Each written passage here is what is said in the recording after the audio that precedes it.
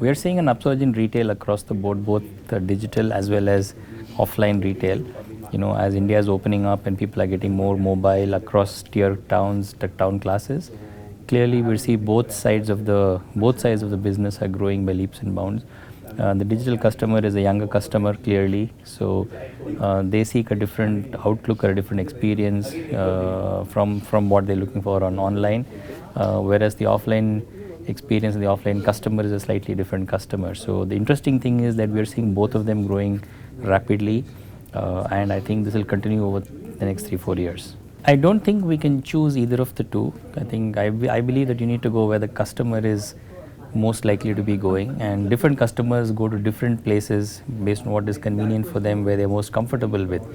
So e-commerce is equally important for us as is the offline store.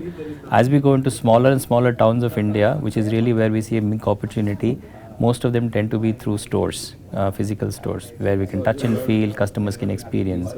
Whereas in the larger cities, we spend a lot more time on the digital side, through communication, through marketing, to get a newer set of customers into the brand who discover brands today primarily through digital.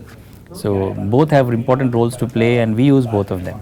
The industry is going to grow. India is set for a strong growth for the next decade, and clothing as an industry always tends to outlast or outdo the general GDP growth. So I expect fashion and clothing to be leading this entire growth spurt for the next decade. Within that, if you ask me, I see that 2-3 fundamental trends coming up, at least from the past, and in a post-COVID environment. One is a lot larger play in what is now usually called Bharat, which is outside the top 8-10 cities, where thanks to digital access, thanks to internet penetration, people are discovering brands, fashion faster than what you would ever think before, and they want it now, they want it instantaneously, and they're willing to pay for it. So that's one big trend, which is that fashion is now moving into the next 300 towns. The second trend which I see is what I call a bit of premiumization. Customers are willing to pay, but they are seeking good value. Value is not just price, value is in something meaningful for them. And if they find that, then they're willing to pay for that. So that trend of premiumization is very much visible as a second big trend.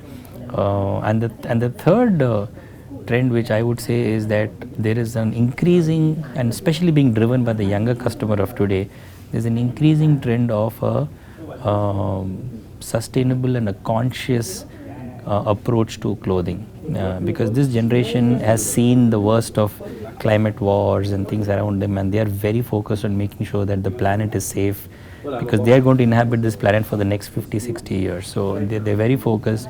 So brands which have a clear messaging to give on that, which are making this integral to their strategy, they will find greater traction with this consumer.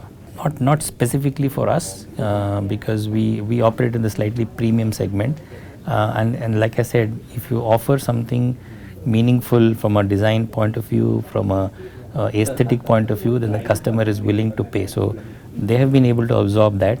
There has been a clear impact on volumes, but the willingness to pay for a good product has been there.